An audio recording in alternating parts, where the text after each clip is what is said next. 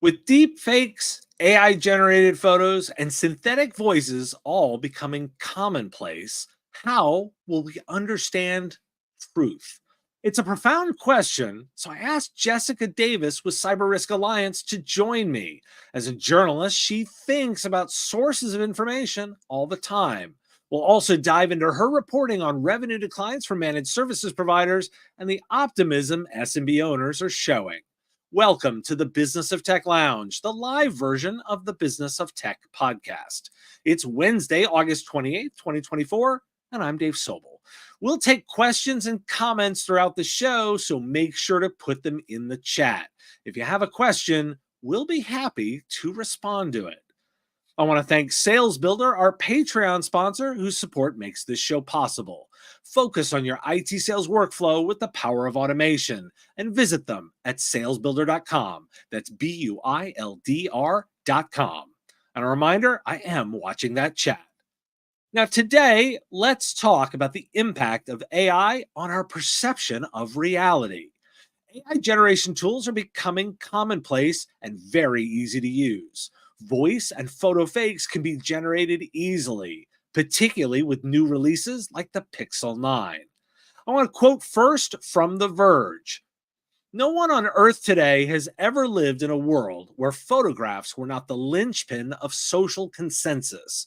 For as long as any of us have been here, photographs proved something happened. Consider all the ways in which assumed veracity of a photograph has, previously, validated the truth of your experiences. The pre-existing ding in the fender of your rental car, the leak in your ceiling, the arrival of a package. We briefly lived in an era in which the photograph was a shortcut to reality, to knowing things, to having a smoking gun. It was an extraordinarily useful tool for navigating the world around us. We're now leaping headfirst into a future in which reality is simply less knowable. And from the information, the case of the Pikesville High principal, Eric Eiswert. He was falsely accused of making hateful comments in a manipulated audio recording. The incident led to death threats against him and a swift investigation that revealed the audio was fabricated using AI technology. The perpetrator, Dazon DJ Darren, was eventually arrested for his role in creating the deepfake and other misconduct. So I think the best person to talk to is a journalist, someone who has to consider sourcing and truth on a regular basis. So I'm joined by Jessica Davis, Editorial Director, Channel Brands at Cyber Risk Alliance, who you may know from Channel ED Now, but she's worked for Information Week, MSP Mentor, Channel Insider, eWeek, InfoWorld, and the Philadelphia Business Journal. Jessica, thanks for joining me. Thanks for having me, Dave. I'm really excited to be here and talk to you again. It's been a while. It has, and I wanted to come with something fun. I wanted to and let's set a baseline here. Particularly, I really think it's important. You spend a lot of time as a journalist, and you think about sourcing and where information comes and how you can validate it. Let's start with the baseline. Tell me about your process for thinking about the truth now, like before we even layer in AI. Yeah, and I got to say, Dave, these stories that you pulled up, frightening. They're very scary. Is reality? Are we even here? You know, who knows? Processes for sourcing information. Every time I see a story like the ones that you just shared, Dave, I ask myself, can I be fooled in this way when I'm working on a story? And I refine my methods, I think, from there. And it's getting trickier and trickier.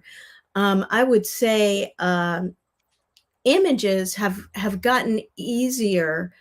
I think as a society, as consumers of memes, we've all gotten a little more critical thinking when it comes to photographs, when it comes to images.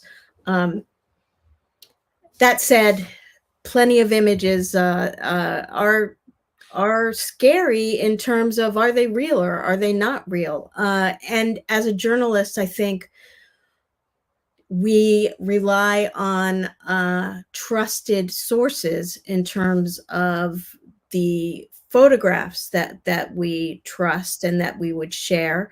We would not grab a photo from social media and identify that as being the truth. We would not grab a photo that was just sent to us by someone and identify that as the truth. If we sent out our own news photographer to take the photo, yes, we had that provenance going on to identify that as being the true image. We also use over the years, in my experience at all those different places, stock photographs and trusted stock photograph providers to provide that provenance of, this is a real photo. In terms of voice, I think that's a lot trickier, actually,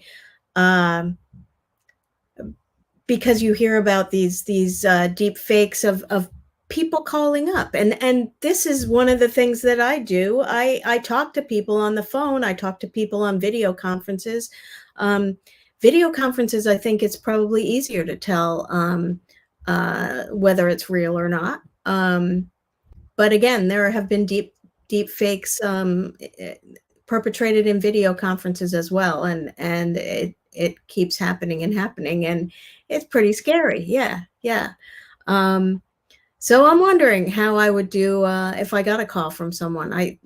When I get a phishing call from or a phishing call or a phishing text from my bank, I call my bank directly instead of clicking on the link or calling the number that they give me.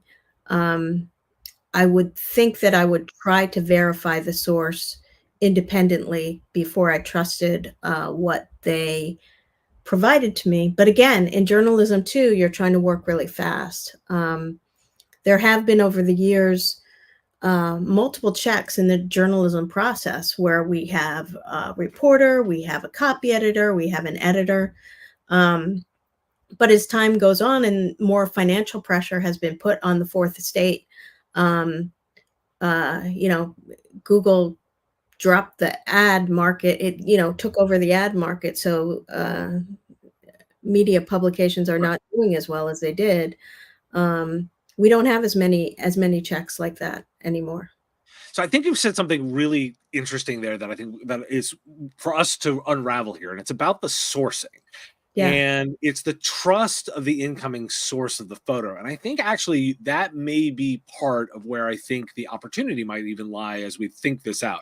And for listeners, like one of the reasons I wanted to talk about this is I'm in a way figuring out if I think this is an opportunity for IT services and if this is something managed service providers, IT services providers should come from. And I'm less worried about it from the perspective of validating truth in the news, right? Because I don't think most solution providers are going to think about that. But the example from the Verge article that really leapt to me was this idea of, well, what about like car insurance, right? There's a process right now of when you rent a car, you'll take a bunch of pictures of the car and that validates the current state of that. And then at the end of the process, you would then take a bunch of pictures on the checkout. And it's interesting when you say sourcing is the key of that. And I think the insight that may be part of unraveling how much of this is an opportunity is, can we use both people and process and technology to verify the right sources? So let me sort of extrapolate your journalistic principles against my example. If I'm an insurance provider and I'm letting customers take pictures of their car as the validation, well, perhaps they have to take pictures within my app that has access to the camera directly as part of the sourcing.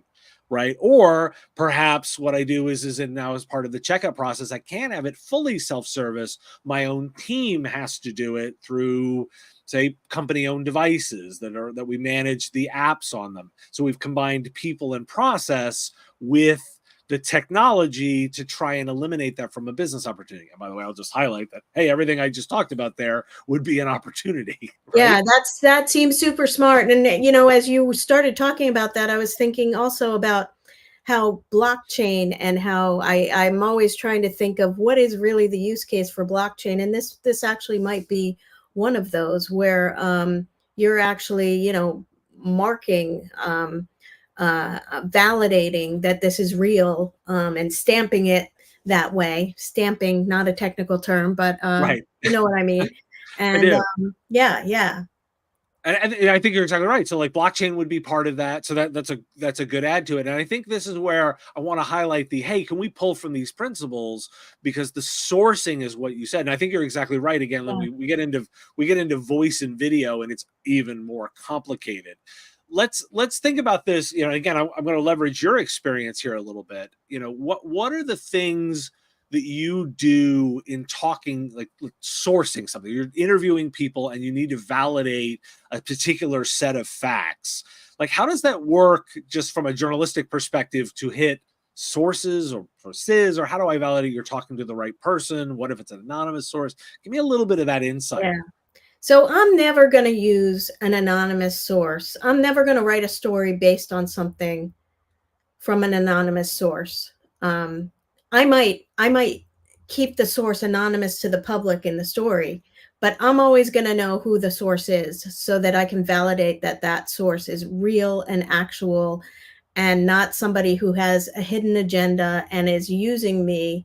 And probably lots of people are going to try to do this to me now. Is using Right. me to get their point across, or not even their point across, but distribute information that's not true. And I feel like that's sort of my duty, is to provide that that guardrail for the truth. So I will have an anonymous source in a story. I don't like to do it. I will do it on occasion, um, but I will always know who that person is, and I will talk to that person in real time.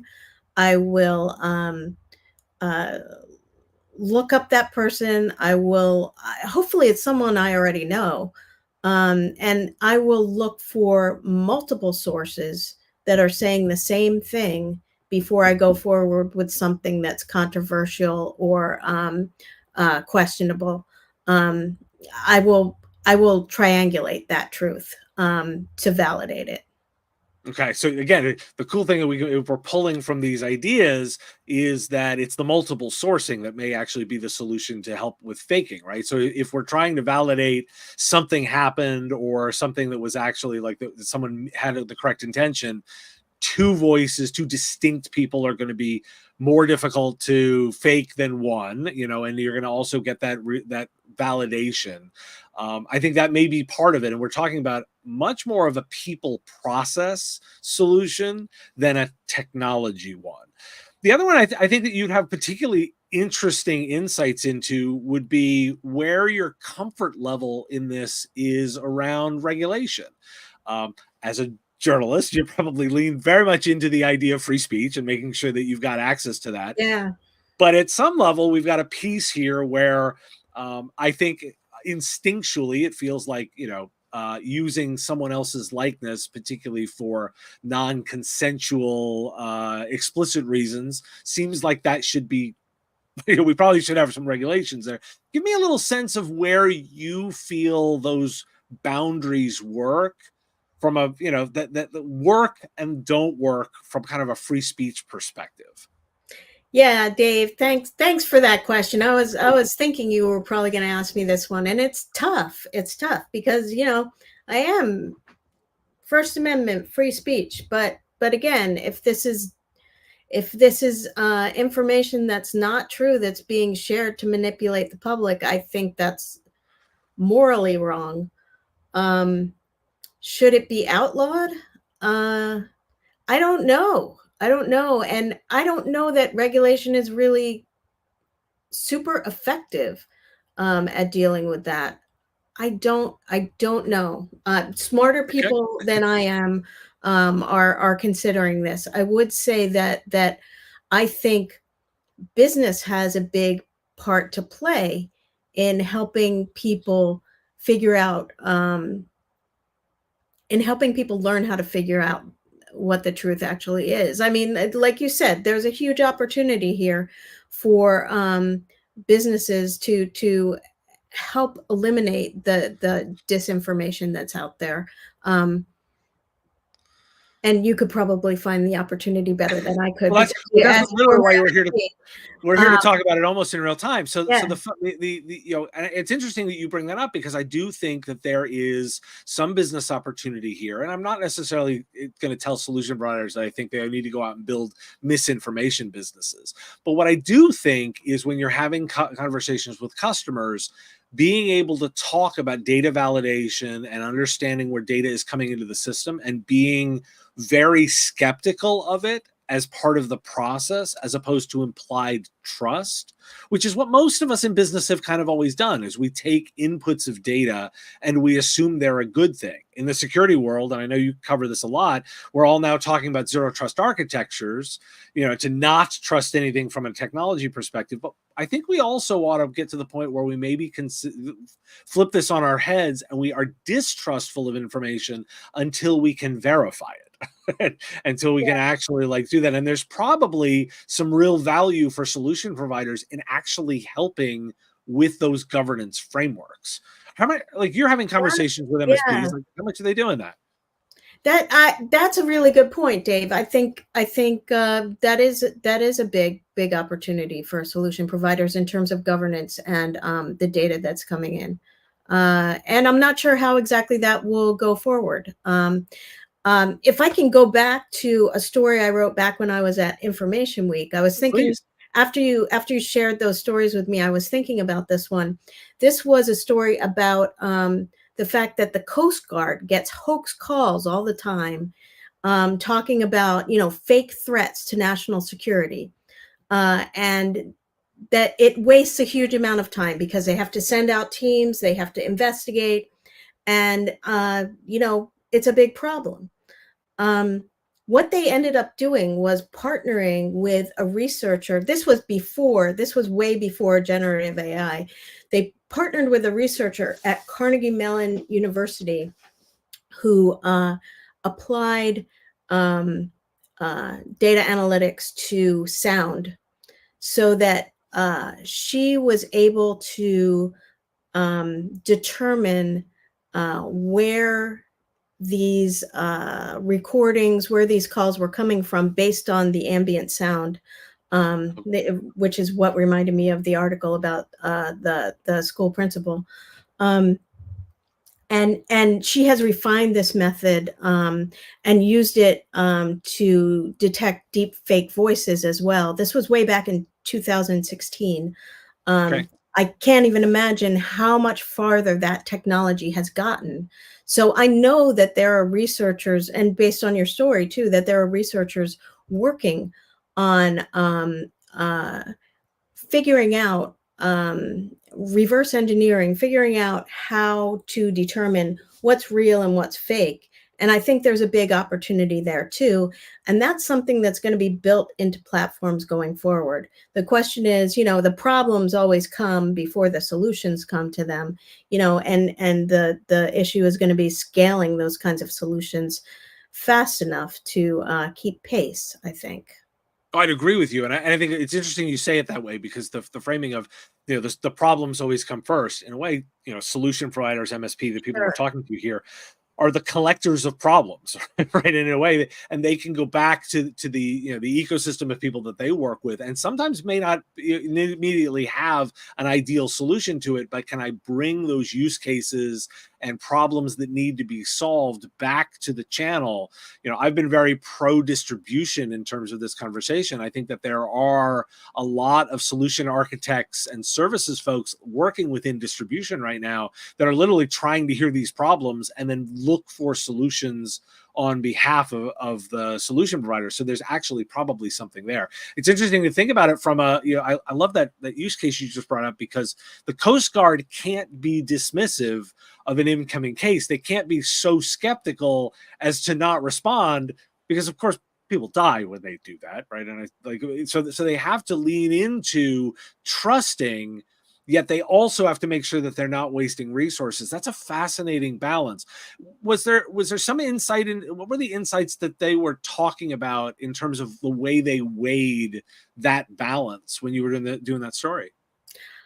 They couldn't. I mean, that was the problem. They had to go out and investigate each case. And it was it's not like they send one guy out when you're the Coast Right. Guard. No, they got to send the boats and the helicopters, and it's hugely resource intensive and costs a ton of money, and they can't not investigate it. So and the one of the other use cases they had was people calling in fake orders to restaurants and then not picking them up.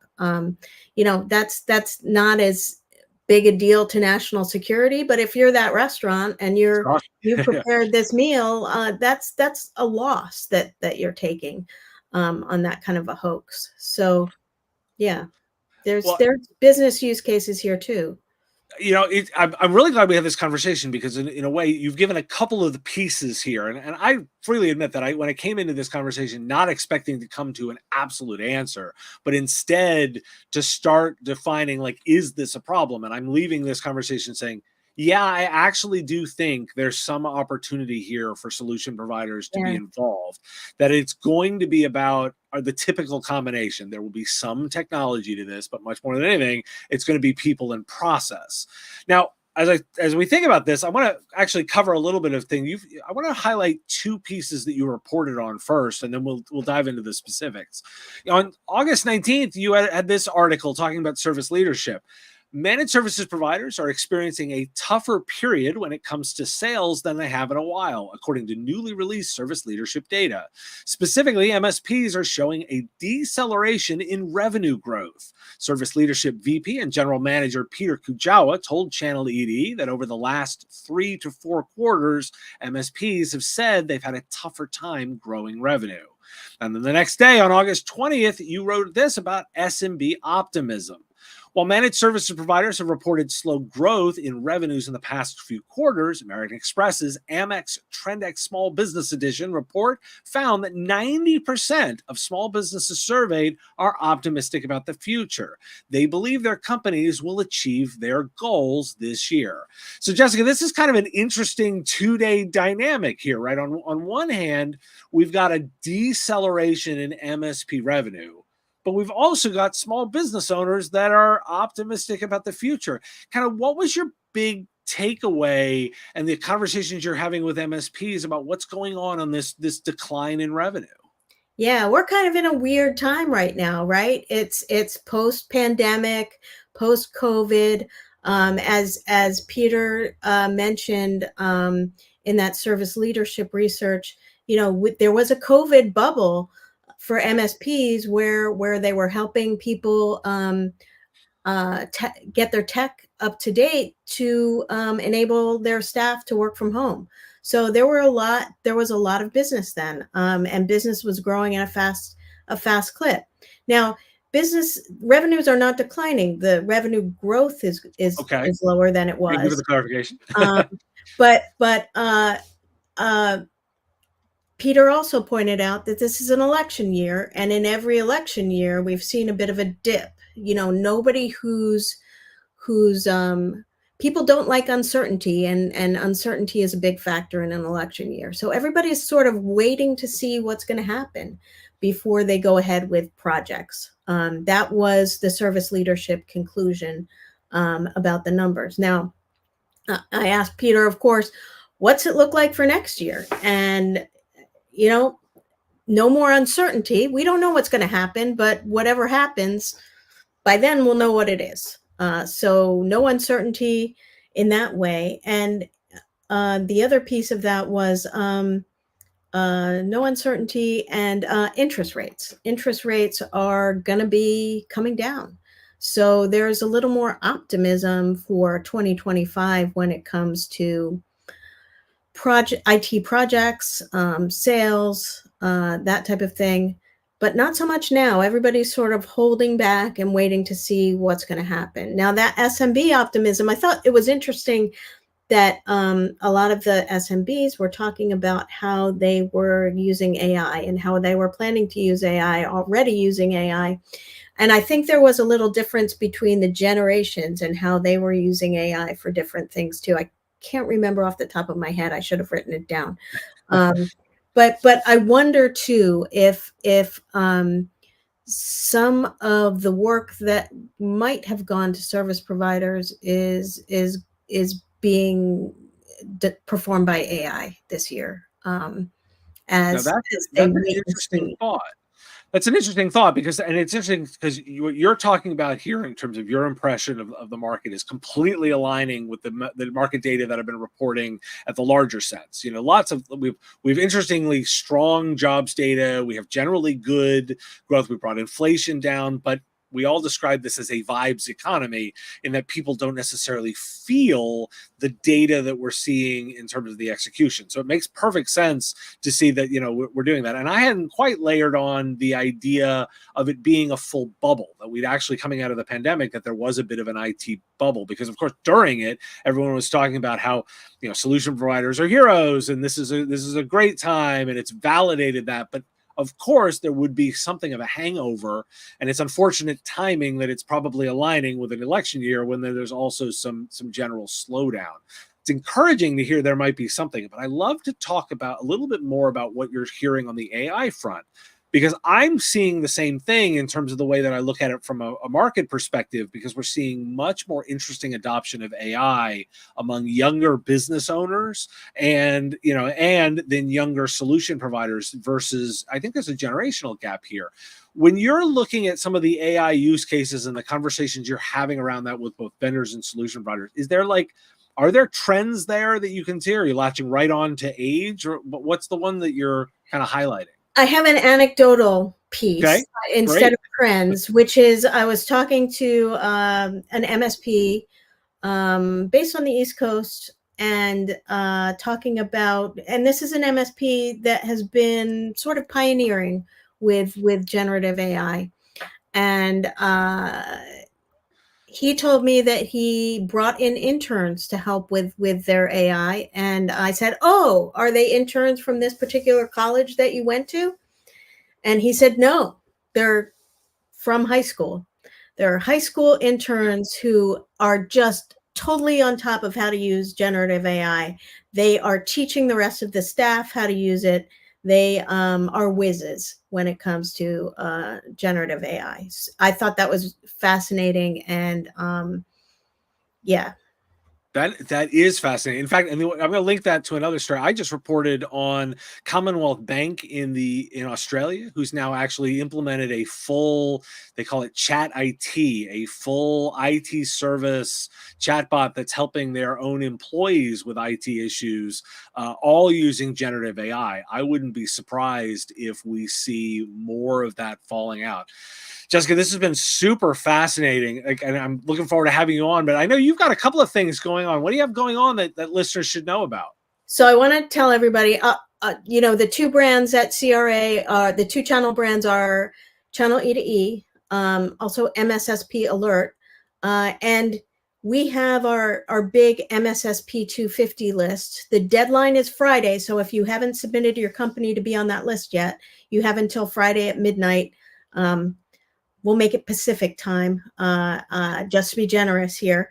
And usually we announce the full MSSP 250 list in a webcast sometime in September and October.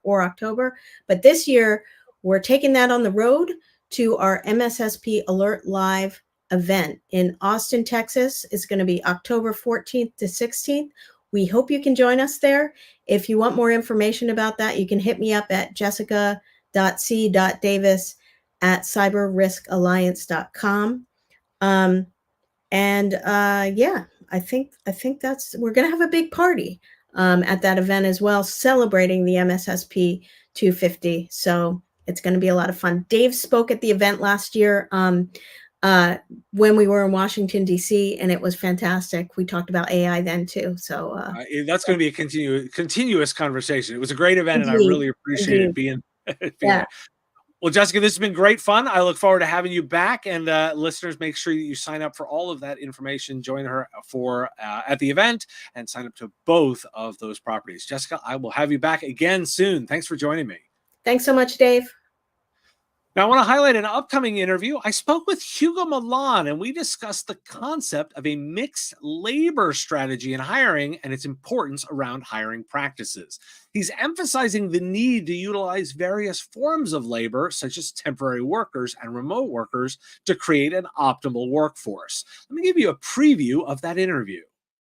The holy grail of AI application in general in the recruiting space has for a long time been the AI would ingest a job description and thoughtfully parse it into skills and experiences and other requirements. At the same time, it would ingest a whole bunch of candidate profiles, and then it would start matching. You could even conceive of it watching recruiters making the match and learning from how recruiters make matches and eventually taking that over. Frankly, we've not really seen that done successfully, except in very specialized instances where either the skills are extremely simplistic or where the skills are extremely precisely structured. If you're only looking for a set of very specific qualifications that are very precise, and you don't care about things like long-term career aspirations, cultural fit, or anything of that kind, then the AI can do the job. My Patreon supporters already have this interview if you want to listen right now. It'll drop on the weekend on YouTube and on the podcast feed. If you're interested, I really do encourage you to listen. It was a fascinating interview. You can sign up at patreon.com/MSP Radio. And I want to thank Sales Builder, our Patreon sponsor, whose support makes this show possible. Focus on your IT sales workflow with the power of automation and visit them at salesbuilder.com. That's BUILDR.com. And vendors, you too can get your name mentioned on the live show. It's a simple monthly subscription. Visit patreon.com/MSP Radio for more information. And listeners, you can support the show. The number one thing you can do to help grow the audience is like, share, and follow on your favorite platforms. Make sure to tell a colleague about the business of tech. And if you really like the show and want to get content early, support directly on Patreon with our Give What You Want model. You set what you think the content is worth, and it helps drive the show. If you have a question and are listening to the recording, send it in at question@mspradio.com. Thanks for joining me for the Business of Tech Lounge, and I will see you next time.